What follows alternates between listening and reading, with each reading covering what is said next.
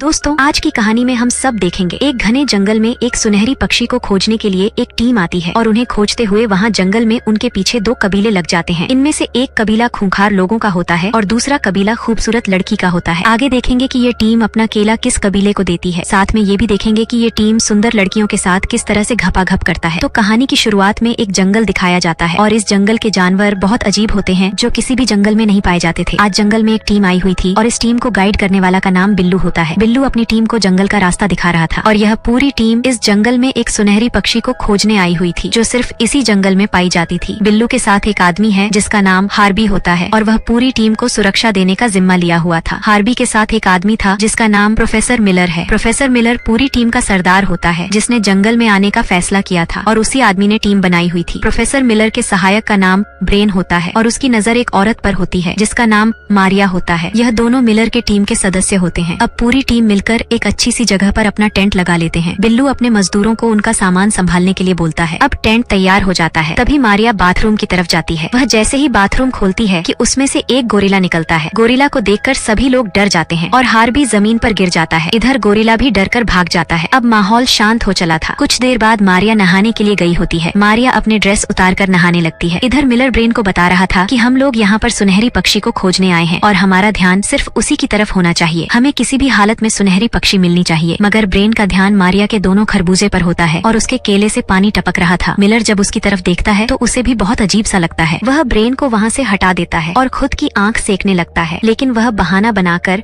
Brain को एक दूरबीन देता है और वह ब्रेन से कहता है कि तुम जाकर सुनहरी पक्षी को खोजो और मैं भी तुम्हारे पीछे आता हूँ। अब ब्रेन को जाते ही मिलर फिर से मारिया को देखने लगता है और वह भी मारिया को लेने के लिए सोचने लगता है। इधर ब्रेन एक ऐसे पेड़ पर आ जाता है जहाँ से वह मारिया के खरबूजों पर नजर डाल सके। वह वहाँ से मारिया को दूरबीन लगाकर देख रहा था कि तभी उसके पीछे एक गोरिल्ला आ जाता है। अब ब्रेन को लगता है कि मिलर आ गया है, पर यह तो मिलर नहीं था। अब जैसे ही ब्रेन ने गोरिल्ला को देखा तो वह बेहोश हो गया। अब रात का सीन दिखाया जाता है। रात के वक्त सभी लोग डिनर के लिए बैठे होते हैं। यह अपना डिनर शुरू करते हैं कि तभी इन सभी को एक जंगली आदमी दूर से देख रहा होता है। वह जंगली आदमी इन सब को देखकर चौंक जाता है। इसी बीच हार्बी मारिया से पूछता है कि तुम यहाँ क्यों आई हो। तब हार्बी को पता चलता है कि मारिया का पति यहाँ पर जीव जंतुओं की खोज करने के लिए आया हुआ था और तभी से वह गायब है। उसके साथ मारिया का बेटा भी था और वह भी घर नहीं लौटा था। मारिया उन्हें ही खोजने यहाँ आई हुई थी। उधर वह जंगली आदमी अभी भी उन्हें देख रहा होता है और दूसरी तरफ टर्जन भी उन्हें दूर से देखने लगता है। टर्जन भी इसी जंगल में रहता है। उसकी नजर मारिया के खरबूजा पर जम गई थी क्योंकि उसने आज पहली बार खरबूजा देखा था। वह लगातार मारिया को घूरे जा रहा था और तभी उसके पीछे गोरिल्ला आ जाता है और वह उसके पीछे लग जाता है, जिससे टर्जन वहाँ से भाग जाता है। डिनर करते हुए इधर मारिया के कुआं में एक सांप घुस जाता है। उसे लगता है कि हार्बी ने अपने हाथ उसके कुएं में डाल दिए हैं, लेकिन जब वह हार्बी के हाथ को देखती है तो उसका शक मिलर पर जाता है। अब मिलर जब अपना हाथ ऊपर करता है तो मारिया ब्रेन पर शक करने लगती है। ब्रेन जो कि खाने की तारीफ कर रहा था, मारिया को लगता है कि ब्रेन ने ही अपने हाथ मेरे कुएं में डाले हैं,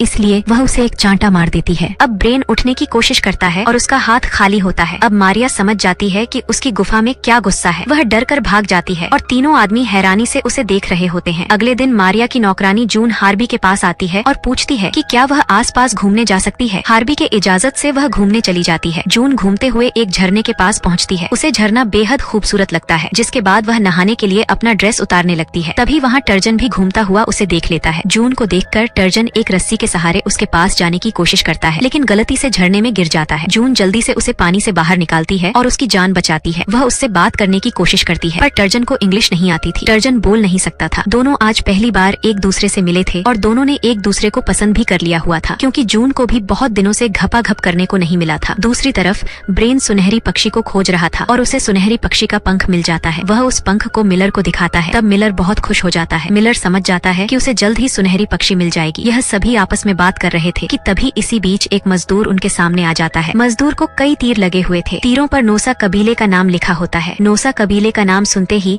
बिल्लू के सभी मजदूर भाग जाते हैं, क्योंकि यह पहले ही जानते थे कि नोसा कबीला बहुत ज्यादा हरामी कबीला है। अब रात में सभी लोग नोसा कबीले से सतर्क हो जाते हैं। सभी लोग यहाँ से जाना चाहते थे, लेकिन मिलर को लगता है कि वह नौसा कबीले को संभाल लेगा और सुनहरी पक्षी को लेकर ही वापस जाएगा। अगले दिन नौसा कबीले वाले जोर जोर से संगीत बजाने लगे। संगीत सुनकर बिल्लू हार्बी को बताता है कि काबिले वाले आसपास ही हैं और वह कभी भी हम पर हमला कर सकते हैं। अब हार्बी भी जल्दी जल्दी सभी को बुलाकर कहता है, हम खतरे में हैं और मेरे पास एक योजना है। हम एक बड़ा सा गड्ढा बनाएंगे और उस पर पत्ते रख देंगे। जब कबीले वाले हम पर हमला करने आएंगे तो गड्ढे में गिर जाएंगे। हार्बी की बात सुनकर सभी लोग गड्ढा बनाने लगे। जोश जोश में वह इतना बड़ा गड्ढा बना देते हैं कि वह खुद ही उसके अंदर फंस जाते हैं। इसी बीच नोसा कबीले आ जाते हैं और जल्दी ही वह सभी को पकड़ लेते हैं। थोड़ी ही देर बाद नोसा कबीले सभी को बांध देते हैं। कबीले वाले आग जलाने लगे। आग जलाने के बाद कबीले वाले अपने हथियार भी तेज करने लगे। कबीले से कुछ ही दूर हमें एक लड़की नजर आती है जो नोसा कबीले को देख रही थी। इस लड़की का नाम सूफी था और गोरे गोरे कैदियों को देखकर उसने कई लड़कियों को बुला लिया था। अब नोसा कबीले वाले जैसे ही इन्हें मारने वाले थे कि तभी सूफी उन पर हमला कर देती है। सूफी की टीम के पास तेजधार हथियार थे जिससे डरकर पूरा नोसा कबीला भाग जाता है। अब सूफी के कहने पर सभी को आजाद कर दिया गया। वह सभी को बताती है कि तुम्हें हमारे कबीले में चलना होगा। हार्बी उससे पूछता है कि तुम हमारे साथ क्या करोगी। इस पर सूफी बताती है कि हम सभी लड़कियां तुमसे प्यार करेंगे और तुम्हारे बच्चों की माँ बनेंगे। सूफी की बात सुनकर तीनों आदमी बेहद खुश हो गए। कुछ ही देर बाद सभी लोग सूफी के कबीले की तरफ बढ़ रहे थे। रास्ते में सूफी मिलर को अपने कबीले के बारे में बताती है। सूफी का कबीला नारी कबीला था। इस कबीले में सिर्फ सुंदरियां ही थी। इन सुंदरियों को श्राप था कि ये सिर्फ गोरे आदमियों से प्यार कर सकती है और उन्हीं के बच्चों की माँ बन सकती है। श्राप के कारण इस कबीले में सिर्फ बच्चियां ही जन्म लेती थी। कबीले का सरदार एक गोरा आदमी था पर वह अब ओल्ड हो गया है और उसके पास अब ताकत नहीं बची थी। जल्द ही सभी लोग नारी कबीले में पहुंच जाते हैं। सभी लोगों का जोरदार स्वागत किया जाता है। इसके बाद मिलर से मिलने के लिए कबीले का सरदार आता है और यह सरदार मारिया का पति होता है। विलियम को जिंदा देखकर मारिया बेहोश हो जाती है। जब मारिया को होश आता है तो विलियम उसे बताता है कि उसके साथ क्या क्या हुआ था। 20 साल पहले विलियम अपने बेटे के साथ जंगल में घूम रहा था। मारिया उस समय अपने टेंट में सो रही थी। विलियम जंगल के जीव जंतुओं पर रिसर्च कर रहा था और उसके साथ उसका परिवार भी आया हुआ था। अब जंगल के अंदर उसे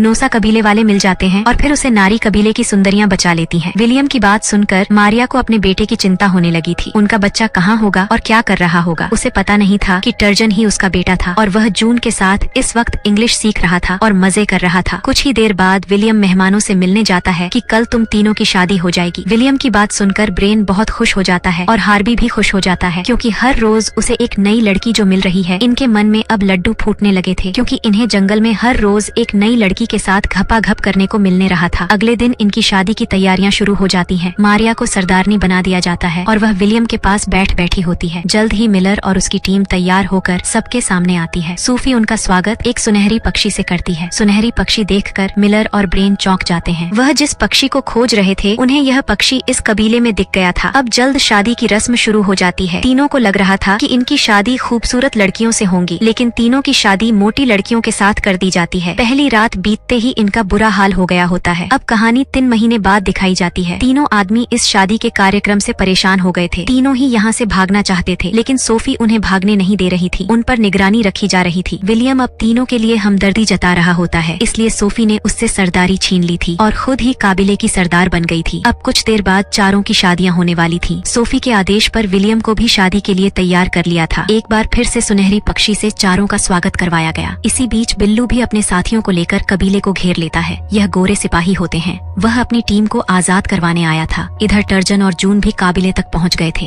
अपनी टीम को जिंदा देखकर जून बहुत खुश थी। वह उनको बचाना चाहती थी पर वह क्या करती। अब बिल्लू की टीम उन पर गोलियां चलाने लगती है जिससे कबीले में भागम भाग मच जाती है। मिलर की टीम को भागने का यही सही मौका था। टर्जन भी अपने जानवरों को बुलाता है ताकि उस टीम को बचाया जा सके। टर्जन की आवाज लगाते ही बहुत सारे हाथी कबीले की तरफ आने लगते हैं। अब मिलर ने मौका देखकर सुनहरी पक्षी को चुरा लिया था, जिसके बाद यह सभी लोग उस कबीले से भाग जाते हैं। हाथी भी कबीले तक पहुंच चुके थे। मिलर की टीम दूसरी तरफ निकल जाती है। इधर सोफी इन गोरे सिपाहियों को कैद कर लेती है और उनसे ही शादी का प्लान बनाती है। अब सारे टीम वाले सुरक्षित बच गए होते हैं और वे बहुत खुश होते हैं। अब यहीं पर यह कहानी समाप्त हो जाती है। इसी प्रकार के कहानी देखने के लिए चैनल पर आए और सब्सक्राइब का बटन दबाएं। धन्यवाद।